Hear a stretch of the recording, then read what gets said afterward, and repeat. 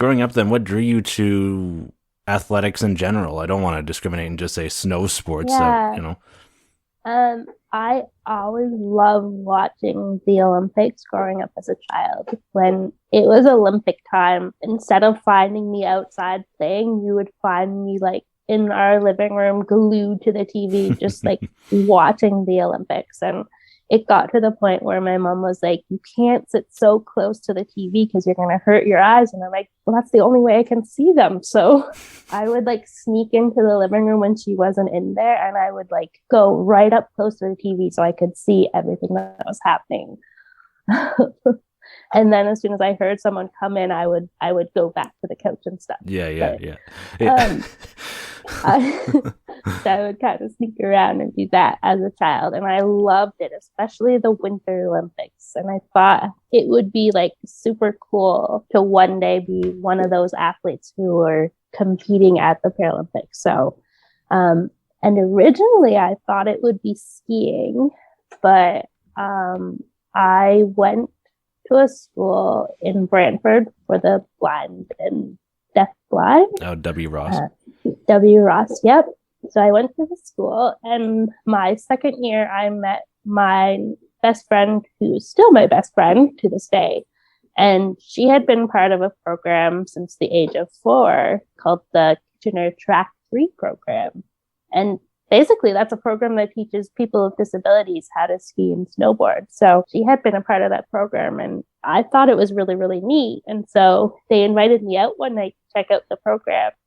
And then the following year, I ended up signing up for ski lessons with that same program. So we would go there once a week and do ski lessons.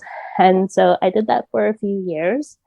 And so my best friend, she had 2 guides, and she was learning to snowboard by this time. And so the one night, my one guide actually ended up injuring herself. So she couldn't guide me for a few weeks. So one of my best friends, one of her guides was like, "Well, do you want to try out snowboarding, Emily?" I'm like, "Okay, why not?"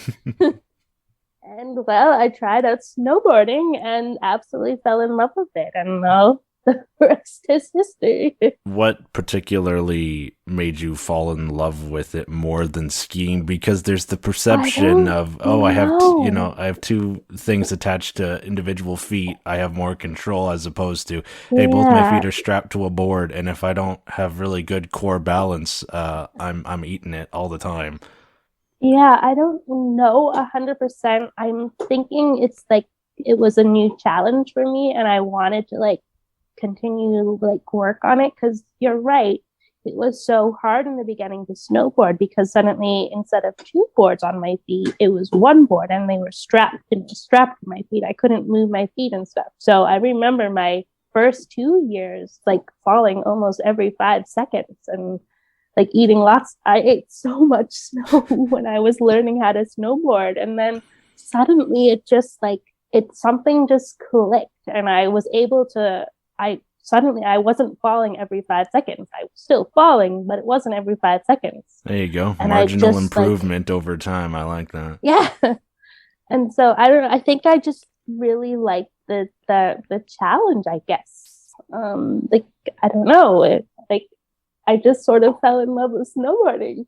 I haven't been on skis since, so So how do you go from that to shooting for a spot at the Paralympics to win gold? That's a huge leap and not a lot of time.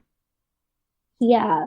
As I said, growing up, I always thought it would be like going to the Winter Paralympics for skiing. And then when I started snowboarding, I was like, well, this would be kind of neat to be a snowboarder going to the Paralympics.